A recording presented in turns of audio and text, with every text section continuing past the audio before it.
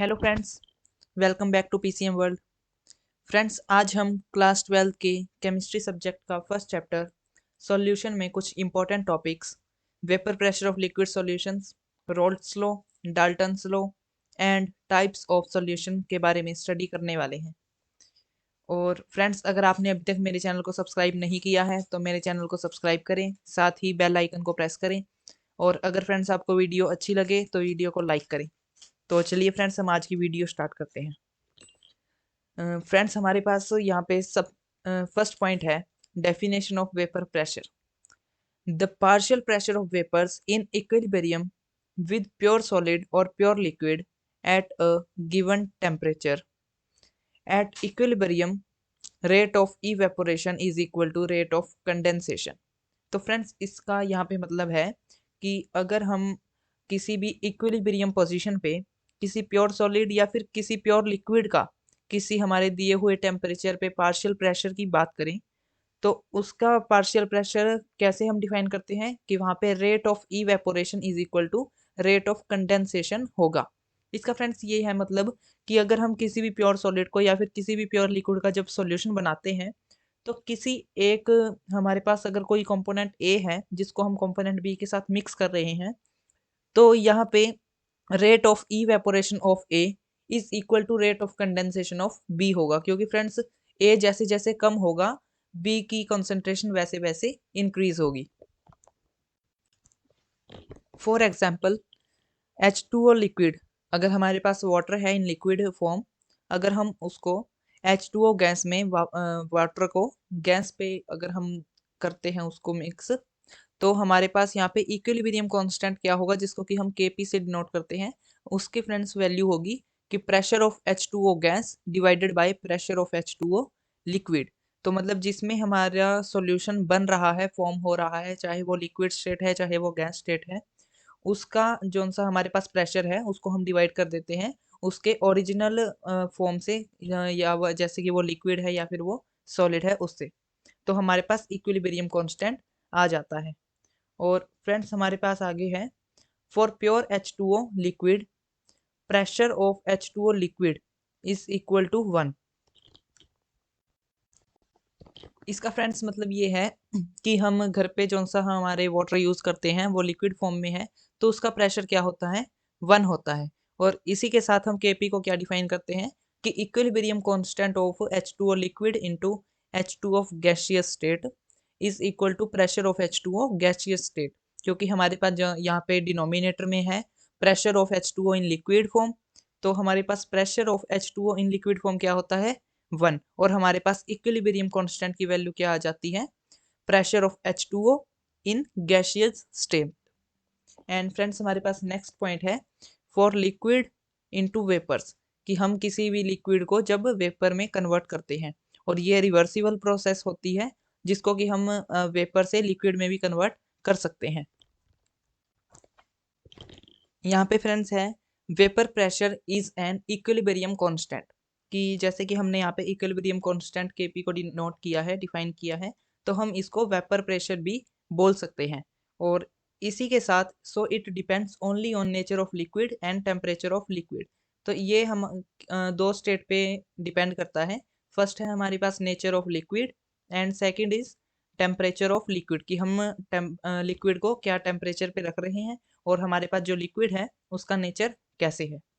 And friends, हमारे पास next point है if magnitude of intermolecular force in the liquid is smaller than we observe high vapour pressure because loosely held molecules escape more easily into vapour phase. तो ये तो friends आप सभी को जैसे कि पता ही होगा, अगर हम किसी भी लिक्विड को या फिर हम पानी को जब बॉईल करते हैं, गर्म करते हैं, तो उसका बॉइलिंग पॉइंट क्या होता है कि जब हमारे पास लिक्विड का जो सा वेपर प्रेशर है वो 1 एटमॉस्फेयर के इक्वल आ जाए, और जिस भी लिक्विड के पास ज़्यादा वेपर प्रेशर होगा तो वो मोर इजीली बॉयल हो जाएगा और वो मोर इजीली वेपर फेस में चला जाएगा। और फ्रेंड्स, यहाँ पे ऐसे ही लिख रखा है कि if magnitude of intermolecular forces in the liquid is smaller, कि अगर हमारे पास कोई लिक्विड है और उसके जोन से इन मोलिकुलर्स में फोर्स है, इंटरमोलिकुलर फोर्स अगर वो कम है, अगर वो स्मॉलर है, तो उसमें वेपर प्रेशर क्या होगा, वो हाई होगा। क्योंकि जोन से हमारे पास लूजली हेल्ड मॉलिक्यूल्स है, क्योंकि इंटरमोलिकुलर फोर्स क्या है, कम है, और हमारे पास मॉलिक्यूल्स लूजली हेल्ड होंगे, और वो हम उनको अगर कम टेम्परेचर देंगे तो वो जल्दी लिक्विड फॉर्म से वेपर फेज में चले जाएंगे। एंड फ्रेंड्स हमारे पास नेक्स्ट है boiling point, the temperature at which vapour pressure of a liquid is equal to external pressure. ये तो जैसे कि मैंने आपको अभी बता ही दिया है कि बॉइलिंग पॉइंट हम किसी भी लिक्विड का क्या डिफाइन करते हैं, कि जब किसी भी लिक्विड का vapour pressure is equal to external pressure, तो हम एक्सटर्नल प्रेशर को क्या लेके चलते हैं, 1 एटमॉस्फेयर, जो कि हमारा नॉर्मली प्रेशर होता है। और अगर हमारे किसी भी लिक्विड का vapour pressure is equal to external pressure या फिर 1 एटमॉस्फेयर के इक्वल हो जाता है, तो वो जो सा लिक्विड है वो बॉयल करना स्टार्ट कर देता है।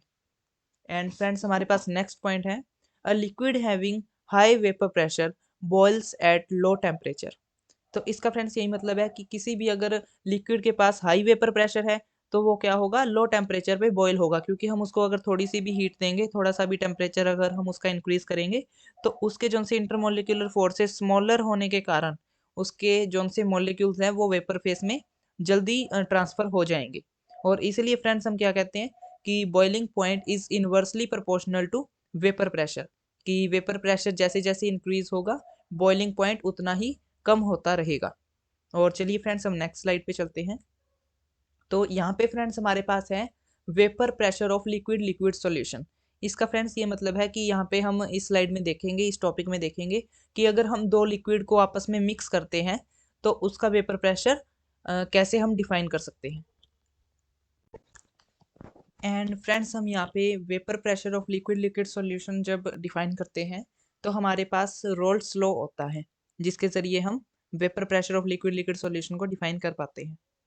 और फ्रेंड्स रोल्ट लॉ की डेफिनेशन क्या है, for a solution of volatile liquids the partial vapour pressure of each component in the solution is directly proportional to its mole fraction. Volatile liquids friends क्या होते हैं, वोलेटाइल लिक्विड्स होते हैं जिनका boiling point बहुत कम होता है। जैसे कि हम पेट्रोल को वोलेटाइल लिक्विड कह सकते हैं, क्योंकि अगर हम पेट्रोल को किसी बोतल में लेके आते और अगर हम उस बोतल का ढक्कन खुला रख दे तो थोड़ी ही देर बाद पेट्रोल उड़ जाता है, वो वेपर में कन्वर्ट हो जाता है, क्योंकि जो सा हमारे पास पेट्रोल है उसका बॉइलिंग पॉइंट बहुत कम होता है।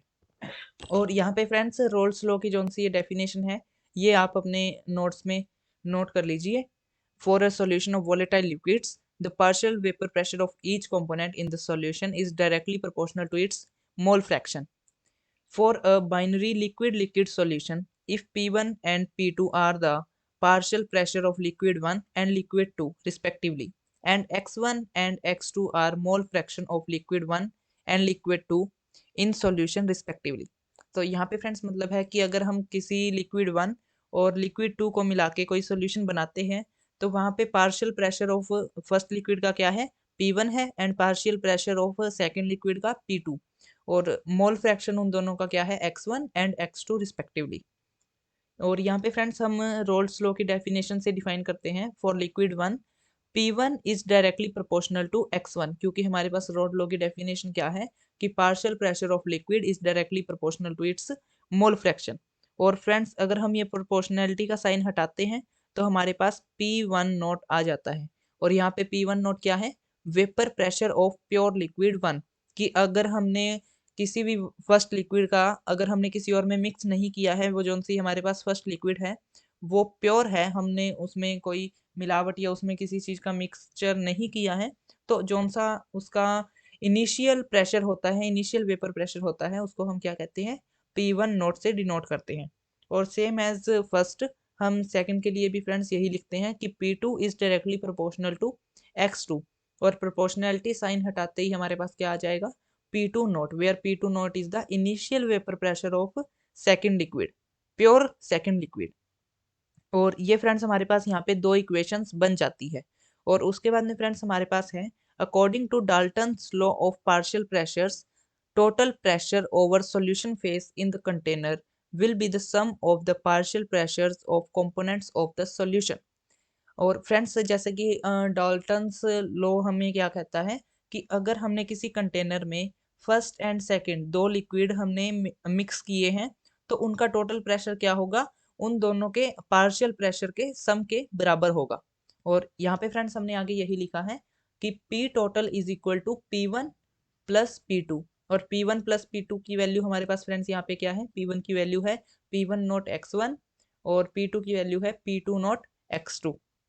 और यहाँ पे फ्रेंड्स हमने यही लिख दिया है P1 not x1 plus P2 not x2।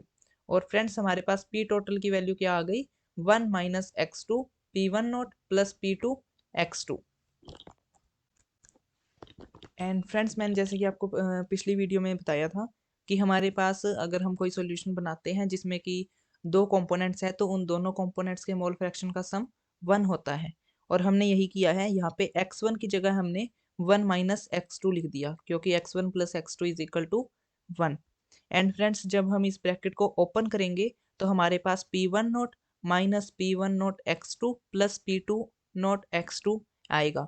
और यहाँ पे फ्रेंड्स हमने P1 नोट को अलग रख लिया और हमने यहाँ इन दोनों टर्म से P1 एंड P2 की टर्म से x2 को कॉमन लेकर P2 note minus P1 note कर दिया। और यहाँ पे फ्रेंड जैसे कि हम जानते हैं y is equal to M x plus c, ये हमारे पास कौन सी लाइन होती है, स्ट्रेट लाइन होती है। और जैसे कि आप यहाँ पे ग्राफ पे देख सकते हो कि अगर हम P1 की वैल्यू देखें तो हमारे पास P1 की वैल्यू क्या है, P1 नोट x1। और यहाँ पे फ्रेंड्स देखिए अगर हम इस कॉर्नर पे देखें तो हमारे पास x1 की वैल्यू है 1 एंड x2 की वैल्यू है 0। और अगर हम इस सेकंड कॉर्नर पे देखें तो हमारे पास x1 की वैल्यू 0 एंड x2 की वैल्यू 1 है। बट फ्रेंड्स अगर हम सिर्फ P1 की बात करें तो अगर हम P1 की बात करें, अगर हम इसको x1 को 0 पुट करते हैं यहाँ पे तो हमारे पास x1 को 0 पुट करते ही हमारे पास P1 की वैल्यू क्या आ जाएगी, 0। और अगर हम x1 को 1 पुट करते हैं तो हमारे पास P1 की वैल्यू क्या आ जाएगी, P1 नोट। तो फ्रेंड्स यहाँ पे हमने 0 से P1 नोट तक की एक स्ट्रेट लाइन लगा दी है क्योंकि ये इसका स्लोप क्या हो जाएगा, y is equal to M X के साथ हमारे पास इसका स्लोप m हो जाएगा। जैसे कि मैंने आपको शो कर रखा है कि हमारे पास P1 is equal to P1 note x1, इसका स्लोप क्या है, P1 नोट। और हमने 0 से P1 नोट तक की स्ट्रेट लाइन लगा दी है। और ऐसे ही एग्जैक्ट अगर हम लाइन 2 की बात करें तो हमारे पास लाइन 2 का जो सा हमारे पास P2 है इसका फॉर्मूला क्या है, P2 is equal to P2 note x2। और अगर हम friends x1 is equal to 0 और x2 is equal to x1 is equal to 0 and x1 is equal to 1 and x2 is equal to 0 पे बात करें तो हमारे पास P2 की वैल्यू क्या होगी, 0, क्योंकि यहाँ पे x2 क्या है, 0। और इससे उल्टो फ्रेंड्स अगर हम यहाँ पे बात करें जहाँ पे हमारे पास x1 इज इक्वल टू 0 है and x2 is equal to 1 है, तो अगर हम यहाँ पे हमारी इस इक्वेशन में x2 की वैल्यू 1 पुट कर दें तो हमारे पास P2 की वैल्यू क्या आ जाएगी, P2 नोट। और सेम एज दैट फ्रेंड्स हमने यहाँ x2 इज इक्वल टू 0 से P2 नोट तक की एक स्ट्रेट लाइन लगा दी। और यहाँ पे हमारे पास ये फ्रेंड्स दो लाइन P1 एंड P2 की आ जाती है। और according to Dalton's formula P total is equal to P1 plus P2, तो हम फ्रेंड्स यहाँ पे P1 note and P2 note इन दोनों पॉइंट्स को मिलाने वाली एक लाइन लगा देंगे जो कि हमारी P टोटल की लाइन होगी। और यहाँ पे फ्रेंड्स मैंने यही लिख रखा है कि P total is equal to PT note, जहाँ पे x1 is equal to 0 and x2 is equal to 1 है, वहाँ पे हमारे पास P टोटल की वैल्यू क्या होगी, P2 नोट। और अगर हमारे पास x1 is equal to 1 and x2 is equal to 0 है तो वहाँ पे हमारे पास P टोटल की वैल्यू क्या होगी, P1 नोट। और फ्रेंड्स हमारे पास नेक्स्ट है, if y1 and y2 are the mole fractions of the liquid 1 and 2 respectively in vapor phase, then using Dalton's law of partial pressures। तो फ्रेंड्स हमने पहले x1 एंड x2 क्या लिया था, mole fraction of liquid phase, but यहाँ पे हम अब क्या ले रहे हैं, y1 and y2 are the mole fraction of liquid 1 and 2 in vapour phase. तो यहाँ पे फ्रेंड्स हमारे पास P1 partial pressure of 1 is equal to क्या आ जाएगा, y1 P total and P2 क्या आएगा, y2 P total, where y1 is the mole fraction of liquid 1 in vapor phase and y2 is the mole fraction of liquid 2 in vapor phase। and friends हमारे पास next point है, at equilibrium vapor phase will be always rich in the component which is more volatile। इसका friends मतलब है कि हम equilibrium state पे अगर बात करें तो वेपर फेस हमारे पास जो होता है वो ऑलवेज ज़्यादा होगा in the component which is more volatile, कि अगर हमने किसी भी दो लिक्विड को मिलाया है और उन दोनों लिक्विड में से अगर हमारे पास कोई लिक्विड जोन सी ज़्यादा वॉलेटाइल है तो उसमें वेपर फेस की जोन सी मात्रा है, जोन सी उसकी अ, वो हमेशा क्या होगी, रिच होगी, वो हमेशा ज़्यादा होगी। क्योंकि फ्रेंड्स अगर हमारे पास कोई वॉलेटाइल लिक्विड है तो उसका बॉइलिंग पॉइंट क्या होगा, कम होगा, और उसका वेपर प्रेशर भी ज़्यादा होगा, और जौन से उसके मॉलिक्यूल्स हैं वो वेपर फेस में ज़्यादा जल्दी कन्वर्ट होंगे। इसलिए फ्रेंड्स जो भी हमारे पास कंपोनेंट है जो कि ज़्यादा वॉलेटाइल है उसमें वेपर फेस की मात्रा क्या होगी, हमेशा ही ज़्यादा होगी। एंड फ्रेंड्स हमारे पास नेक्स्ट टॉपिक है ideal and non ideal solution. ये फ्रेंड्स बहुत इंपॉर्टेंट टॉपिक है as examination point of view, और जो जो मैंने आपको ये बताया रोल्स लॉ एंड इसका ये हमारे पास जो ग्राफ है ये भी फ्रेंड्स बहुत इंपॉर्टेंट है, इसको आप अपने नोट्स में नोट डाउन जरूर करें। एंड फ्रेंड्स चलिए हम आगे देखते हैं ideal and non ideal solution के बीच में डिफरेंस। तो फ्रेंड्स हमारे पास आइडियल सॉल्यूशन का फर्स्ट पॉइंट है the solution which obey Raoult's law over entire range of concentration are known as ideal solution. तो ये तो फ्रेंड्स वही है सिंपल कि हमारे पास अगर कोई भी सॉल्यूशन है जो कि रोल्स लॉ को ओबे करता है, जिसको कि हम देख के ऐसा ग्राफ बना सकते हैं उसके अकॉर्डिंग, और जो रोल्स लॉ को ओबे करता है उसको हम क्या कहेंगे, आइडियल सॉल्यूशन। एंड इससे अगर हम नॉन आइडियल सॉल्यूशन की बात करें तो ये फ्रेंड्स नॉन आइडियल सॉल्यूशन होता है जो रोल्स लॉ को ओबे ना करे। When a solution does not obey Raoult's law over an entire range of concentration then it is called non ideal solution. And friends हमारे पास नेक्स्ट पॉइंट है P A is equal to X A P A naught and P B is equal to X B P B naught. तो ये तो friends जैसे कि मैंने आपको इस स्लाइड में बताया अकॉर्डिंग टू रोल्स लॉ कि P one is equal to P one naught X one. And यहाँ पे फ्रेंड्स ऐसे सेम है कि अगर हमने किसी भी दो लिक्विड्स को मिलाया है तो उनका partial pressure is directly proportional to the mole fraction of that liquid. और अगर हम प्रोपोर्शनलिटी साइन को हटाएंगे तो हमारे पास क्या आएगा, partial pressure of the pure liquid. और फ्रेंड्स हमने ये यहाँ पे वही डिफाइन कर रखा है कि रोल्स लॉ की हमने यहाँ पे इक्वेशन ही लगा रखी है। और अगर हम नॉन आइडियल सॉल्यूशन का देखें तो यहाँ पे फ्रेंड जस्ट वही है कि जो हमारे पास सॉल्यूशन रोल्स लॉ को ओबे ना करें और जिसमें partial pressure is directly proportional ना हो उसके मोल फ्रैक्शन के। तो यहाँ पे फ्रेंड्स हम सिंपली ये कह देंगे कि P A partial pressure of A does not equal to mole fraction of A into partial pressure of pure liquid of A. And B के लिए भी फ्रेंड्स सेम वही है।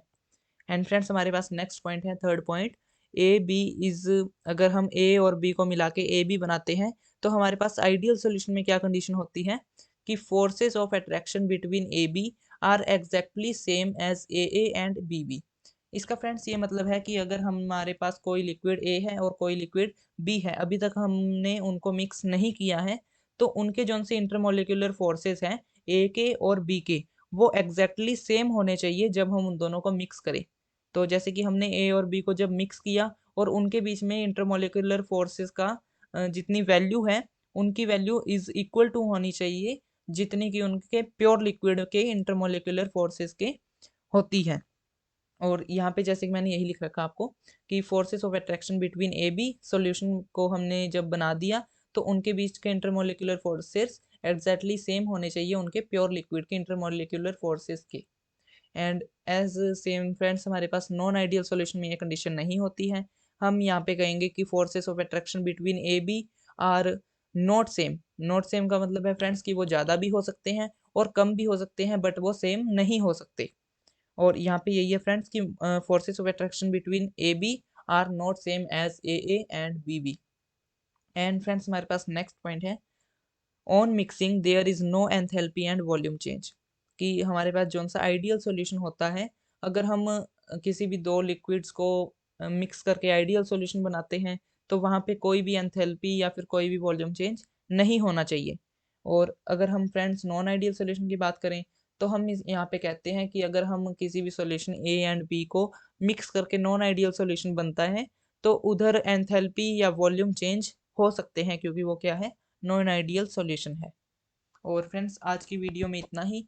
अगर आपको वीडियो अच्छी लगी हो तो वीडियो को लाइक करें। और फ्रेंड्स, अगर आपको आज की वीडियो से रिलेटेड किसी भी पॉइंट से, किसी भी टॉपिक से कोई भी क्वेरी हो, क्वेश्चन हो, तो आप मुझसे कमेंट के ज़रिए पूछ सकते हैं। और थैंक यू फ्रेंड्स मेरी वीडियो को देखने के लिए, और पढ़ते रहिए, बने रहिए हमारे चैनल के साथ। Thank you.